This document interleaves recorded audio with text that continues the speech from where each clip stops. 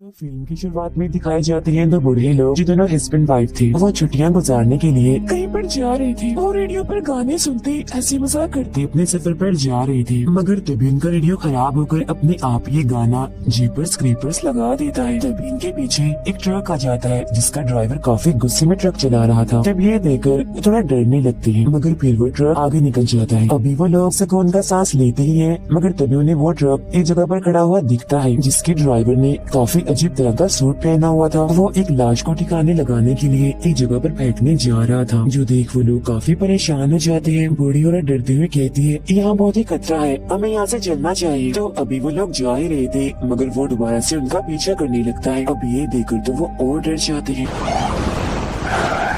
तो बचने के लिए वो इस रोड से उतरकर किसी दूसरी रोड पर चले जाते हैं, जिसके बाद वो ट्रक सीधा चला जाता है। अब वो लोग एक जगह गाड़ी रोककर बाहर आ जाती है। बूढ़ी औरत बार बार अपने हस्बैंड को कहती है, आप क्यों रुके हैं इधर, वो आदमी हमें भी ढूंढकर मार देगा। जिस पर वो बूढ़ा आदमी कहता है, हमें डरना नहीं, हिम्मत करनी चाहिए और इस बारे में पुलिस को बता देना चाहिए। जिसके लिए वो बूढ़ी औरत मान जाती है। ये लोग उस जगह जाते हैं जहाँ ड्राइवर ने उस लाश को फेंका था। अब वो एक काफी गहरी जगह में बड़ी डरावनी चीज देखते हैं जिससे उनकी हालत खराब हो जाती है। मगर इसके बाद उनके साथ क्या होता है ये हमें दिखाया नहीं जाता। फौरन बाद हम हस्बैंड वाइफ को देखते हैं जिनकी कुछ वक्त पहले शादी हुई थी। इनमें लड़की का नाम लेन था और वो एक हॉरर फेस्टिवल यानी इसे डरावने त्योहार में जा रही थी। लेन का हस्बैंड मोबाइल पर उसे बूढ़े कपल की वीडियो देख रहा था, जिसमें बताया जाता है कि उन्होंने अपने रास्ते में बहुत सारी लाशों को देखा, मगर उस दिन के बाद उन दोनों को भी किसी ने नहीं देखा। वो लोग कहाँ गए कोई भी इस बारे में नहीं जानता। लेन का हस्बैंड डरावनी चीजों का बहुत बड़ा फैन था। वो लेन को बताता है कि क्रीपर की कहानी बिल्कुल सच्ची है। क्रीपर हर 23 साल बाद आता है और लोगों को 23 दिन तक मारता रहता है, और ये 23 दिन लोगों के लिए किसी अजाब से कम नहीं होती,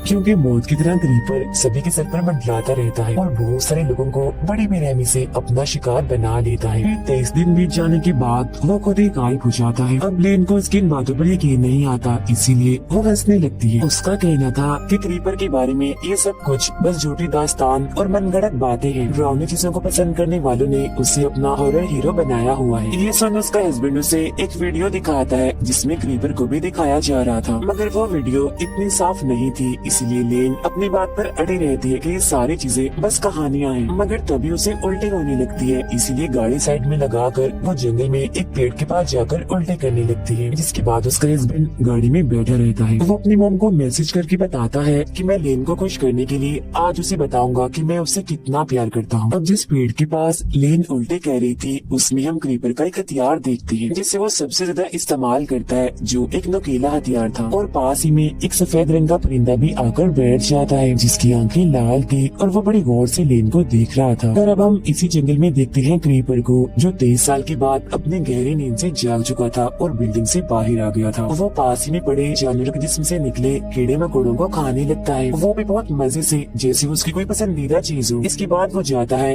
एक स्केयर क्रो के पास और उसके कपड़े निकाल कर पहन लेता है, क्योंकि ये उसका पसंदीदा सूट है। स्केयर क्रो दरअसल खेतों में खड़ा किया गया इंसान जैसा पुतला है जो परिंदों को डराने के लिए खड़ा किया जाता है। फिर इसी जंगल में हम लेन के एक दोस्त को देखते हैं जो उसी फेस्टिवल में जा रहा था, लेकिन वो रास्ता भटक चुका था, तो लेन से कॉल करके रास्ता पूछ रहा होता है। जैसे ही एक पेड़ के पास जाता है तो तभी अचानक से उसके पीछे आ जाती है उसकी मौत यानी क्रीपर। देखते ही देखते उस पर हमला करके बड़ी बेरहमी से उसे मार देता है। उधर लेन और उसका हस्बैंड भी रास्ता भूल गए थे, इसीलिए वो यहाँ पर बनी एक औरत की दुकान पर जाते हैं जो पुराना और कीमती सामान बेचा करती थी। वो यहाँ उस औरत से रास्ता पूछने आए थे। यहाँ वो पुराने कीमती सामान के अलावा बड़ी ही अजीब से काले जादू करने वाली चीजें भी देखते हैं। दुकान की मालिकों ने एक नक्शा देती है जिस पर यहाँ के सारे रास्ते बने हुए थे। लेन उस नक्शे को लेती है, तभी उसे कुछ ख्याल आने लगते हैं, जिसमें वो एक झूले और कुछ लोगों के ग्रुप को देखती है जो काला जादू कर रहे थे और उन्होंने काले अजीब से कपड़े भी पहने हुई थी। पर अब लेन इस ख्याल से बाहर आती है तो नक्शा लेकर वो जाने लगती है, मगर तभी वो औरत इन्हें कहती है, बहुत बहुत मुबारक हो। अब ये दोनों नहीं जानते थे कि वो ऐसा क्यों कह रही है, मगर इस बात पर ध्यान दिए बगैर वो यहाँ से चले जाते। उनके जाने के बाद वो औरत किसी को फोन करती है और कहती है, एक खुशखबरी है, हमें एक बहुत अच्छा फ्रूट मिला है उसको देने के लिए जो उसे बेहद खुश कर देगा। लेन और उसका हस्बैंड एक होटल में जाते हैं जहाँ थोड़ी मस्ती करने के बाद फेस्टिवल में जाने की तैयारी करने लगती है। कुछ वक्त के बाद लेन वॉशरूम में जाती है और टेस्ट करती है कि क्या वो माँ बनने वाली है या फिर नहीं, मगर रिजल्ट उसे काफी अजीब ही दिखता है। एक डॉट जिसके आसपास एक दायरा बना हुआ था। अब यहाँ दोबारा से उसे ख्याल आता है जिसमें दुकान की वही मालिक काले जादू वाला सूट पहनकर एक झूले के पास खड़ी हुई थी। उस झूले में किसी बच्चे के रोने की आवाज भी आ रही थी। तभी एक क्रो यानी कौवा आकर वॉशरूम की खिड़की से टकरा जाता है, जिससे लेन काफी डर जाती है और सोचती है ओह माय गॉड, यहाँ भी क्रो। तभी यहाँ उसका हस्बैंड आकर लेन को ले जाता है और हम रिजल्ट में पॉजिटिव का निशान देखते हैं, मतलब कि लेन सच में माँ बनने वाली है। तो अब हमें यहाँ पता चलता है कि दुकान की मालिक ने उन्हें इसीलिए ही मुबारक दी थी। खैर अब वो दोनों उस फेस्टिवल में चले जाते हैं, मगर बाहरी एक ग्रुप इस फेस्टिवल के खिलाफ एहतजाज कर रहा था। इसी बीच ग्रुप का लीडर कहता है कि हमारा मसीहा जाग चुका है। अब ये बात लेन को काफी अजीब लगती है, मगर वो इसको नजरअंदाज करके अंदर चली जाती है। इस फेस्टिवल में बहुत सारे लोग आए हुए थे जिन्होंने अलग अलग राउंड मूवीज के कैरेक्टर जैसे उन्हें बनाए हुए थे, जो काफी एंजॉय और मस्ती कर रहे थे।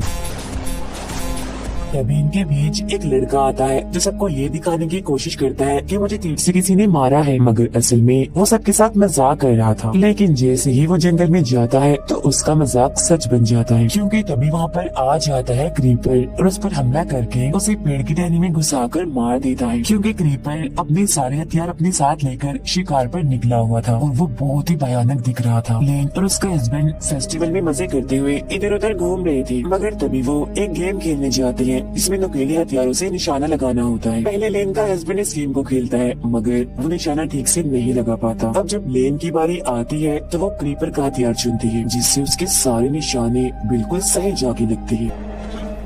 मगर तभी इस नुकीले हथियार से उसकी उंगली कट जाती है और उंगली पर वो एक अजीब सा रोड के चारों तरफ दायरे का निशान बन जाता है। इस निशान को लेन बड़े गौर से देख रही थी, तो तभी उसे फिर से ख्याल आता है जिसमें वो देखती है जो ग्रुप का लीडर इस फेस्टिवल के खिलाफ एहतजाज कर रहा था। अब की बार उसने भी काले जादू वाले कपड़े पहने हुए थे। लेन वहाँ पर चुपचाप खड़ी थी और उसके माथे पर यही वाला निशान बना हुआ था। उसके आसपास बहुत सारे लोग कोई काला जादू कर रहे थे। इसी के साथ ही लेन का ये ख्याल यहीं पर खत्म हो जाता है। इस गेम का मालिक इन्हें बताता है कि यहाँ एक और हार जीत वाली गेम होने वाली है, उसमें भी तुम हिस्सा ले सकते हो। तो वो दोनों ऐसे करते हैं और उस गेम में हिस्सा ले लेते हैं। मगर यहाँ दुकान की वो मालिक जिससे इन्होंने रास्ता पूछा था वो सभी पर्चियों के साथ छेड़छाड़ कर देती है, जिससे हैरानी वाली बात ये होती है कि लेन और उसका हस्बैंड इस गेम को जीत जाती है। इनके गेम जीतने का इनाम ये था कि इन्होंने एक ग्रुप के साथ एक डरावने घर में जाना था, जिसका स्टाइल बिल्कुल जीपर जैसा था। वो दरअसल एक एस्केप रूम की तरह बनाया गया था, जहाँ कुछ चीजों को पास करने के बाद इन्हें वहाँ से निकलना था। उस घर के अंदर इनके साथ जो कुछ भी होना था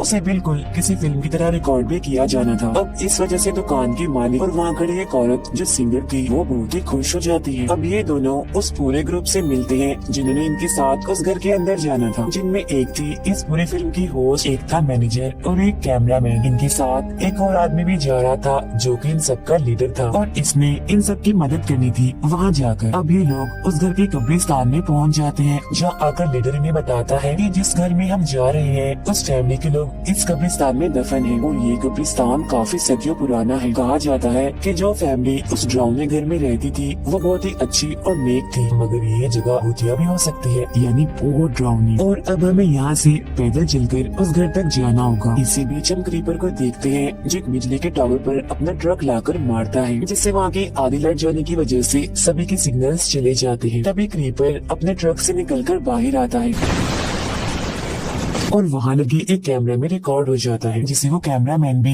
अपने कैमरा में साफ साफ देख पा रहा था, मगर उसका कैमरा भी खराब हो जाता है और अब वो अकेला ही आगे बढ़ता है। उसे वहाँ सिंगर औरत दिखती है जिसने वही अजीब से काले जादू वाले कपड़े पहने हुए थे। कैमरा को ठीक करने में वो उसकी मदद लेने के लिए जाता है, मगर तभी यहाँ क्रीपर आ जाता है और उस पर हमला करके उसके चेहरे को पकड़ लेता है, जिसके बाद बड़ी बेरहमी से वो उसे मार देता है। उधर लेन का हस्बैंड होस्ट के साथ काफी हंसी मजाक कर रहा था, जिससे लेन को काफी बुरा लग रहा था। पास होकर अकेले ही कब्रिस्तान के रास्ते आगे बढ़ती है, मगर तभी उसके पीछे पीछे उसका हस्बैंड भी आ जाता है उसे मनाने के लिए। वो उसे यहाँ बताने ही वाला था कि मैं तुमसे बहुत प्यार करता हूँ, मगर एकदम से क्रीपर यहाँ आता है और लेन को पकड़कर अपने साथ उड़ाकर कहीं ले जाता है। उधर वो तीन लोग कैमरामैन को ढूंढ रहे होते हैं, जहाँ उन लोगों को वो तो नहीं मिलता मगर उसका कैमरा मिल जाता है खून से भरा हुआ। दूसरी साइड से लेन का हस्बैंड डरकर भागता हुआ यहाँ पर आता है और बताने लगता है कि कोई अजीब सी चीज जो कोई अलग ही तरह की लग रही थी वो लेन को उड़ाकर अपने साथ ले गई है।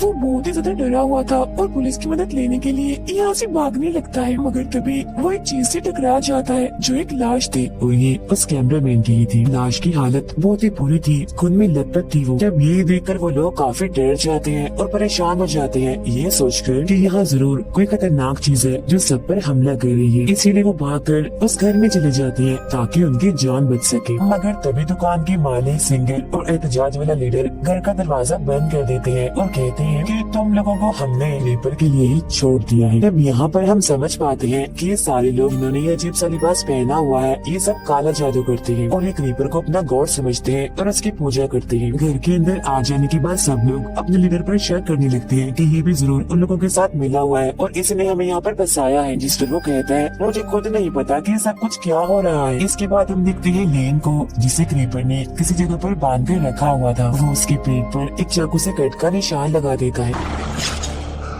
उधर वो लोग डरते हुए इधर उधर जा रहे थे। जिसके बाद वो उस कमरे में जाते हैं जहाँ लेन के उस दोस्त की लाश लटकी हुई थी जो जंगल में अपना रास्ता भटक गया था। इसके फौरन ही बाद यहाँ पर आ जाता है क्रीपर, जिसे देखकर तो उनकी हालत ही खराब हो जाती है। अब हॉरर चीजों को पसंद करने वाले जो क्रीपर को अपना हीरो समझते थे, आज उनकी बात सच हो गई, मतलब कि सच में क्रीपर पाया जाता है। उसके बारे में जो बातें हैं वो मनगढ़ंत नहीं है। यहाँ हम उसका हुलिया साफ साफ देख पाते हैं जो बेहद भयानक था और उसका चेहरा बहुत ज्यादा डरावना था। लीडर जिसके हाथ में गन थी वो क्रीपर पर गोली चलाता है जो क्रीपर के हाथ पर लगती है, जिस वजह से वो रुक जाता है। तो मौका देकर वो लोग यहाँ से भागने लगते हैं। अब क्रीपर लेन के दोस्त की लाश पर से उसका हाथ उखेड़कर अपने हाथ पर लगा लेता है, जिससे वो बिल्कुल ठीक हो जाता है। तो अब हम यहाँ ये समझ पाते हैं कि क्रीपर सभी की लाशों को इस्तेमाल करता है और उनके जिस्म के हिस्से से जुड़कर वो बनता है, और अगर जख्मी हो तो उनके जिस्म का कोई भी हिस्सा इस्तेमाल करके बिल्कुल ठीक हो जाता है। इन खुद को किसी तरह छुड़वा लेती है और वहाँ से भागकर इन लोगों के पास आ जाती है। वो लोग एक कमरे में जाते हैं जहाँ पर फोन था। मैनेजर का पैर वहाँ बिछाए एक जाल पर लग जाता है, जिससे उसका पैर जख्मी हो जाता है।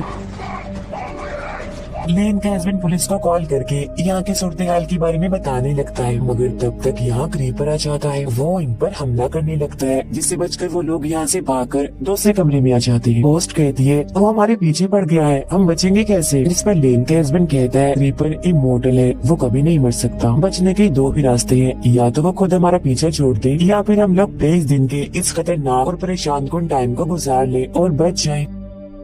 तभी क्रीपर यहाँ भी आ जाता है। वो लोग उसे भगाने की कोशिश करते हैं, मगर वो होस्ट पर हमला कर देता है। वो उस पर अपने हथियार से हमला करके उसका सर ही काट देता है, जिससे उसका बहुत सा खून बह जाता है और बड़ी बेरहमी से उसकी मौत हो जाती है। फिर वो उसे उठाकर अपने साथ ले जाता है और उसका दिमाग निकाल कर खाने लगता है। उधर वो लोग एक ऐसे कमरे में जाते हैं जहाँ बहुत सा काले जादू का सामान पड़ा हुआ था। ये वही जगह थी जहाँ क्रीपर को गॉड समझने वाले लोग उसकी पूजा करते थे। तभी लेन को एक ख्याल आता है, जिसमें वो देखती है कि काला जादू करने वाले लोग उसके आसपास हैं, जो उसके जिस्म पर खून डालकर उसका पेट काटकर इस वक्त भी जादू ही कर रहे हैं। फिर तभी क्रीपर उसके पास आता है, जिससे वो समझ जाती है कि क्रीपर मुझसे क्या चाहता है, यानी मेरा बच्चा। फिर वो ये बात अपने हस्बैंड को भी बता देती है कि हमारा बच्चा होने वाला है और वो बच्चा क्रीपर लेना चाहता है ताकि वो उसे कुर्बान करके उसकी जिंदगी खुद ले ले।